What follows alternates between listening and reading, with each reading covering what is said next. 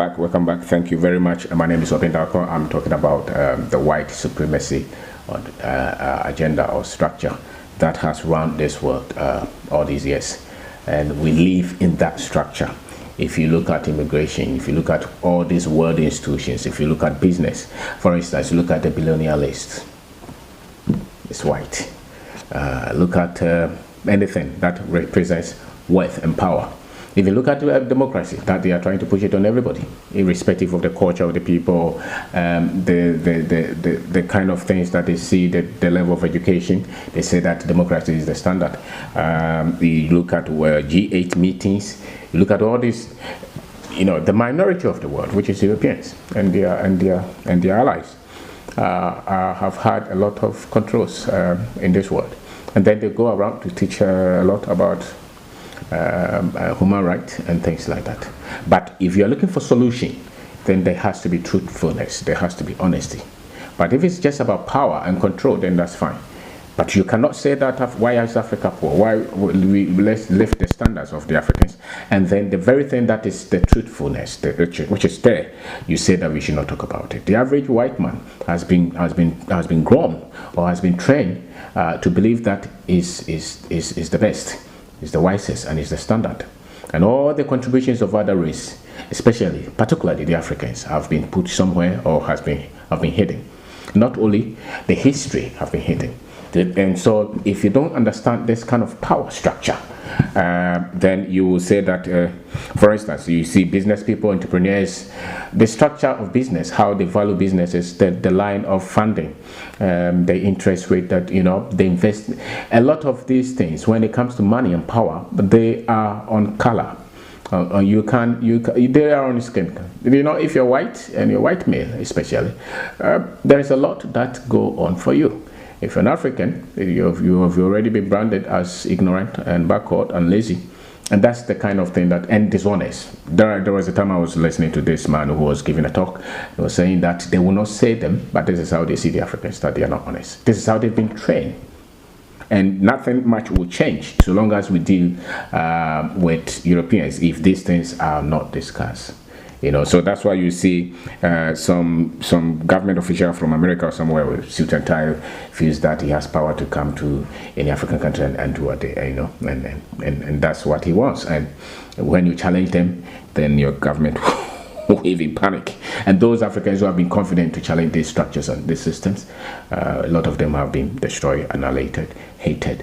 Even if you look at technology now, look at a lot of the infrastructure they have put out there to help the world, payment systems, even videos that they put out there. If you look at them, when it comes to Africa, they structure things to work against the Africans. Anything that has to do with prosperity and progress and enlightenment and sharing and share of knowledge, they make sure that they set their systems and the algorithms to work. Even in business, when you meet some of these Europeans, anybody that has benefited and still benefits from this power structure, the white power structure, white people from South Africa, from Australia, even some of the businesses that they do in Africa, there are contracts that they will not give to Africans until you have a white man in it. And yet they go around to talk about equality and human rights. This is the world that we live in. It's not an excuse. It's not complaining. We just have to understand the structure. If you don't, it is in everything. It's only when you are ignorant. We look at this kind of things that they put out there if you're going to look for visa from America. Look at the countries that share common visa. If I have a passport, if I'm a British citizen, I have passport, I can go to almost every one of these countries. But if I'm a Ghanaian and have this passport, or the mainly African countries, or the Asian countries, look at the kind of controls that they have put there. All these things are there just to make sure that when it comes to prosperity and power, they work for only the white, particularly the white man. So my name is Wabindako. I'm talking about the white supremacy agenda, and it is behind colonization. It is behind slavery. It's the foundation of racism. So if you don't understand these things, then you say that it doesn't matter. It doesn't matter. It does matter. There are structures and institutions that have been put.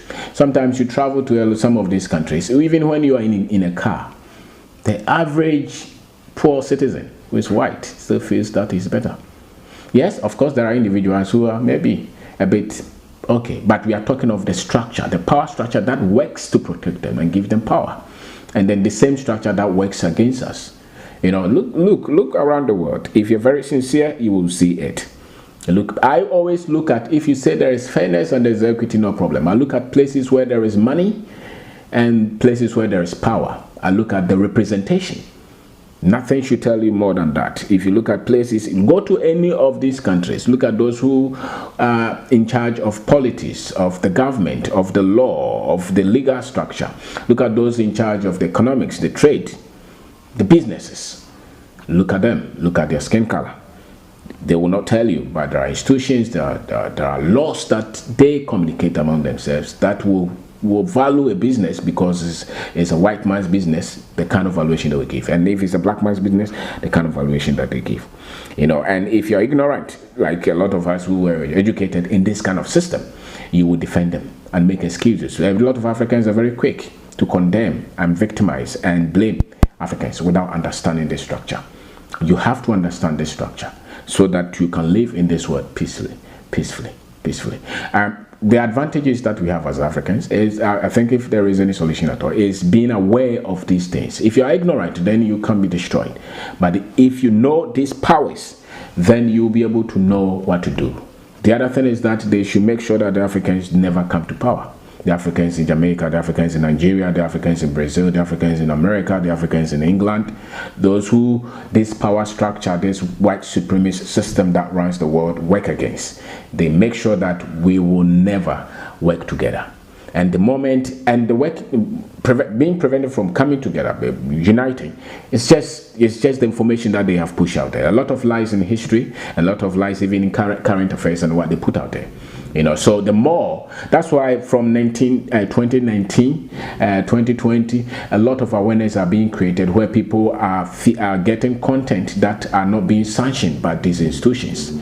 So anybody can pick a camera and put it, shoot something and put it on YouTube or on Facebook or on Instagram. People are, putting a lot of write-ups on their blogs just to enlighten people and maybe movement. That's why there is a lot of structures that prevent Africans from traveling. What is the problem? Why can't any African pick a passport and travel to any place of these countries? Canada, US, Australia, and this. It's just to make sure that the people are kept in darkness. And what are the systems that they use? Oh, you are coming from a poor country, therefore you cannot live in. Most people in those countries are poor. And yet, if you don't know it, you think that. So the European imperialist structure push a lot through, even Darwinism was set like that. That survival of the fittest and all that is where they were purely built on racism and white supremacist agenda. So my name is Robin Darko. I'm talking about white supremacy. If you don't understand the structure, there will not be much that you understand. And then you say that all these countries that have not, Africa has not developed, industrialized. Why? Because there was a legitimate attempt to make sure that they don't even get. What prevented? What is so unique about white South Africans that they were able to industrialize? It's because they had support, business support, technology support from this fraternity, this white fraternity. So there are white people in South Africa. Therefore, let's help them. Let's give them a lot of power. Let's give them a lot of technology. That's all. The same thing they could have extended to the entire continent. Why? But in their agenda, they must tell themselves that the Africans, the dark-skinned Africans, are not. They are backward. They are lazy. They are inferior. They are selfish. All that they want is, they have all kind of things to define us. And now, if you want healing, if you want correction, which I doubt the white imperialist institutions want anyway, but they have no other choice than to change. And the more people are getting to know these structures, the more the world will be a better place. It cannot be right that just because of the skin color that I have means that I'm more intelligent. So I'm white, I'm more intelligent. I'm black, I'm more inferior. The science actually is proving, their own science is proving otherwise. Their own science, they are proving otherwise. So now they're even trying. That's why sometimes you go to China, a lot of the people who say that they are prosperous or they are rich, they look white. Some of them bleach. It's the same white imperialist agenda through their movies, through their television. You go to India, it's the same. People have associated intelligence and prosperity to looking white. And therefore, if you look dark, and then it means that you're backward, you look like Africa. And the reverse is so true, that if you're intelligent. So my name is Obeda Akub. These are some of the things that you have to read. If you have not heard them, no problem, but read about them, study them, because these are the structures and the systems that control this world, and especially Africans. Those of you who have a lot of questions, you must study these things. If you don't, then you will blame Africa for almost everything.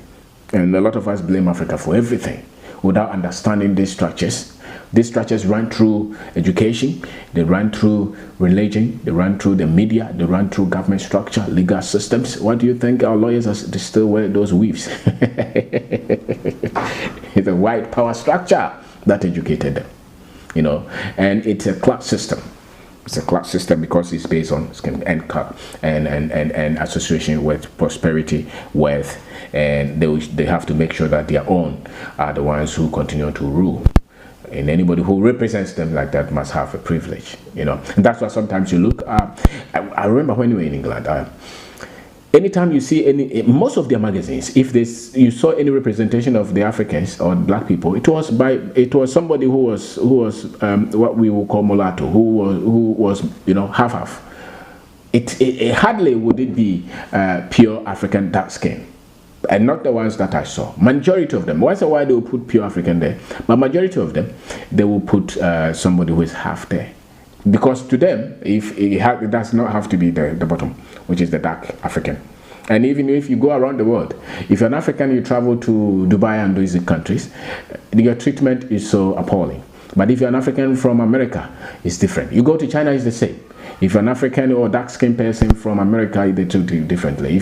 So most of the Africans who live in these countries, they tell the Chinese that I'm an American. I'm an American, just to be treated and to be accepted. And these are systems that I think they are built on ignorance, they are built on greed. And the more light is shown, the more light is thrown out there will be liberty. Not those who are benefiting, but those who are being victimized, because it's knowledge. I remember when a teacher started to teach me these things. I had not gained money from him. I had not gained anything, but I became liberated in my spirit, because the moment somebody